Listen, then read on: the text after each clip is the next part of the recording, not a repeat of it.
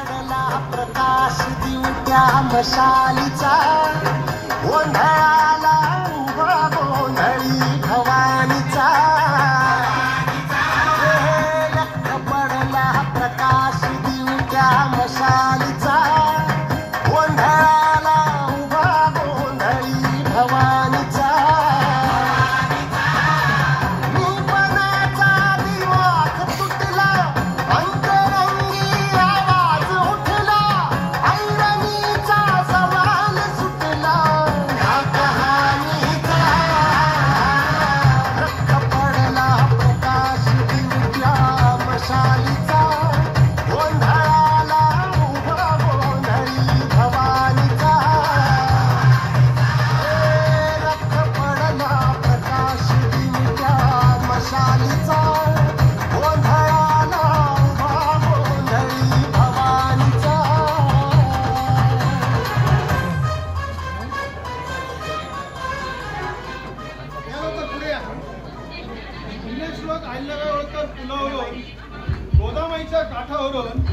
गोदाकाठचा मावळा बोलतोय.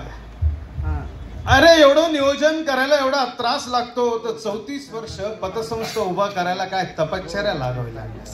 3.5 तास एका खुर्चीवर आपण बसू शकत नाही एवढी चुळबुळ वाढली आणि गोदामाईने सांगितलं जावंच लागेल, यावंच लागेल. शारदीय नवरात्र उत्सवात कोणी आईची सेवा करत असेल माहिती नाही, पण बागड परिवाराची सीताबाई आणि धामणे परिवाराची सुमनबाई ह्या देवींचं दर्शन तुम्ही घेतलं, ह्या माऊलीचं दर्शन जर तुम्ही घेतलं तर खरं दुर्गा सप्तशती वाचण्याचं भाग्य तुम्हाला मिळेल. गोदामाई बोलायला लागली, डोलायला लागले. गोदामाईने सांगितलं रात्रीचे 8:30 वाजले, आयोजक गर्दी करतील. चांगलं ऐकायला आणि चांगलं बोलायला गर्दीचीच घाई आहे, कारण कलियुग हा महाकलियुग झालेला आहे.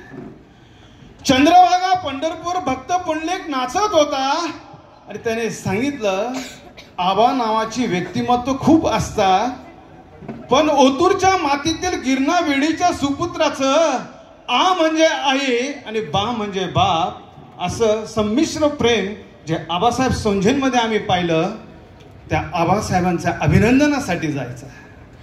खरं तर 104 दिवसांनीच यायचं होतं, कारण 104 दिवसांनी येते 4 जानेवारी रविवार 2026. न भूतो न भविष्यते.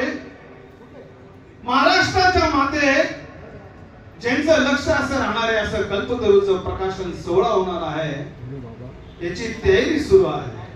आणि या तयारीमध्ये गोदामाईसह सर्व नाचता आहे. चांगल्या कार्यक्रमामध्ये असेच व्यत्यय येत असतात, हेच गोदामाईला अपेक्षित असतं. आणि गोदामाईने सांगितलं याच्याशिवाय गोदामाई पत्रवारीचं पुस्तकच प्रकाशन होणार नाही, त्याच्याशिवाय मजा नाही.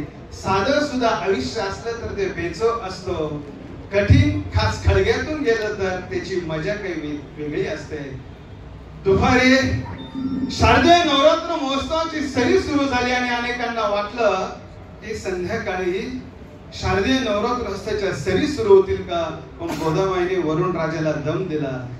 खबरदार, भक्त पुंडलिक पुरस्कार होईपर्यंत यायचं नाही. आणि 3.5 शक्ती पुढे भक्तिरंग नाचू लागला आणि सर्वांचं लक्ष आबासाहेब तुमच्याकडे होतं, पतसंस्थेच्या मीटिंग कडे होतं.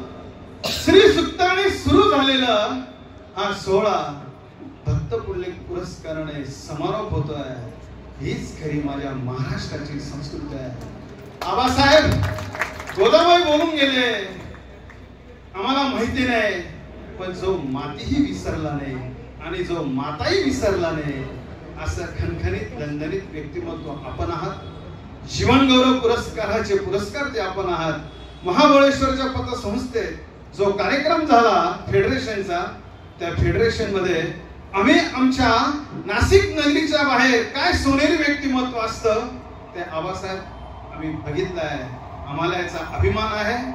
दरवर्षी इतरांच्या सभा काय होतात ते माहिती नाही, पण श्री अशोक नागरी पतसंस्थेचं आतुरता याच्यासाठी लागते की एकदाचा भक्त पुंडलिक पुरस्काराचा सन्मानार्थी कोण आहे आणि त्याचा इतिहास या नाशिक नगरीत नेला जाईल. 4 जानेवारीच्या दिवशी गोदामाईसह महाराष्ट्रातल्या सर्व गडकोट किल्ले आणि तलाव नाचायला सुरुवात करतील. तो अविस्मरणीय क्षण या नाशिकच्या नगरीत नेला जाईल. एकदा सर्व सभागृहाला विनंती आहे, एका क्षणासाठी उभं राहून टाळ्यांचा कडकडाट. आबा, तुम्ही मातृमुखी परिवाराला पुरस्कार देता. हे कोणाच्या नशिबात नसतं, हे फक्त तुमच्या नशिबात असतं. एखाद्या माऊलीने बोलावं आणि तुम्ही सांगावं, माझ्या आई वडिलांच्या स्मरणार्थ हा कार्यक्रम होत आहे. खोटं नाही सांगत. हा संपूर्ण वृत्तांत स्वर्गीय दरबारात सोंजे परिवारासह वाडवडील आपले वक्ताय आनंदाने सांगताय. आबासाहेब, आपल्या सर्वांच्या टाळ्यांच्या कडकडात एकदा तुम्हाला या अभिनंदनाची पत्रावली देतोय. सर्व संचालकांनी पुढे यायचं आहे, कारण आबासाहेबांच्या चांगल्या कार्याला आपण साथ देत आहे. जय गोदामाई, जय त्र्यंबक.